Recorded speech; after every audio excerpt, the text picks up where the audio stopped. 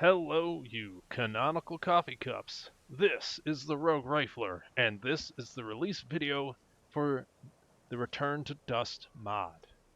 So, this mod's goal is to overhaul colonization, right?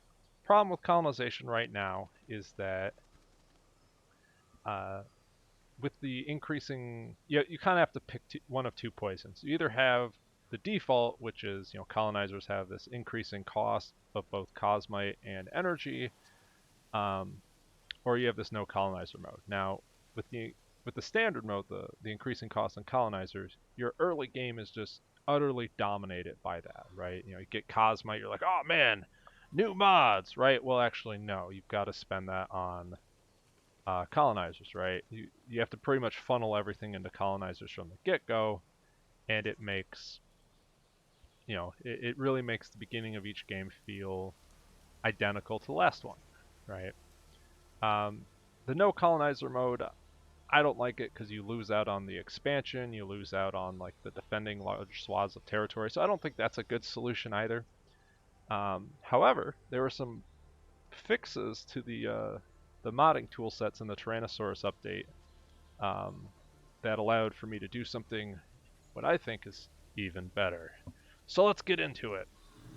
So probably the first crazy change is that colonizers are dirt cheap and are unlocked by default. You might be going, wait a second, this is madness! No! This is game design. Anyway, I try. Oh man, so it might sound crazy because you're thinking you're having flashbacks to release Planetfall, where they were a little bit more expensive, but pretty much you just built colonizers from the get-go, and you know that's it, building colonizers and just raw expansion was still dominated the game. So that might be your first impression, but then you take a look around and you notice something. There are very few um, colonizable sectors, right? Like, where's that nice little new city icon? It should be right there, but it's not there. So let's just demonstrate this a little bit. So if I go over here, I should be able to colonize this. I can't. The sector's not colonizable. What does that mean? Well, it means I can't just plop a colonizer over here, can't plop it down and start a new colony, but I can still annex a sector. So how do you colonize new sectors? Well, that brings us to uh, ruins. So around the map, there are a lot of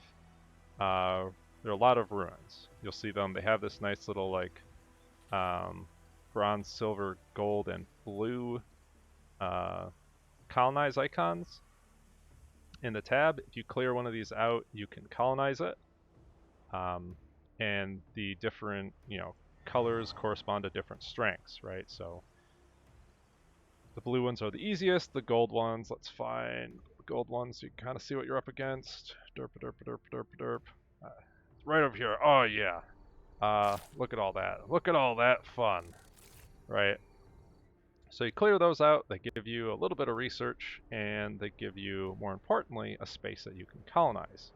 That's cool. You probably also noticed that there are a lot of monumental erections scattered around the map.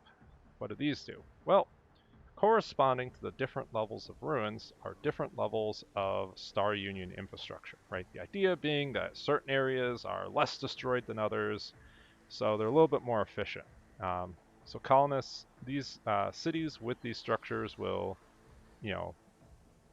be much better than cities without these structures. So, if you go out and start a colony in a cave someplace or a hopper hound nest, that'll end up being a lot worse than, say, building up in the remnants of an old city.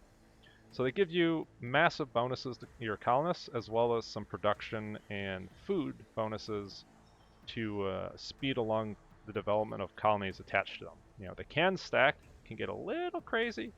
That needs a little bit of tuning, but for the most part, it means that you have tiered cities, right?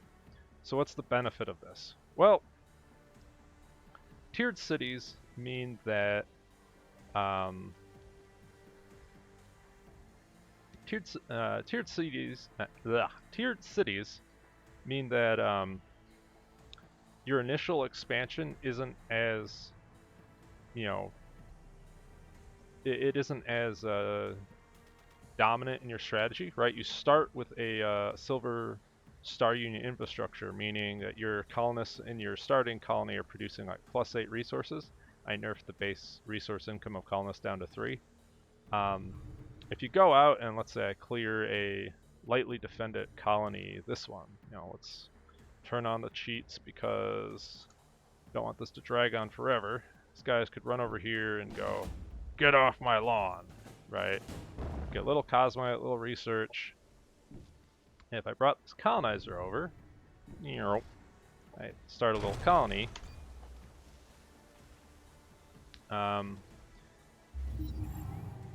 In the base game, this was such a big deal because this is almost doubling your resource outcome, or your resource output, right? But here, not only are the starting resources much lower, and the contribution from workers much lower, right? So you look at this, it's got higher starting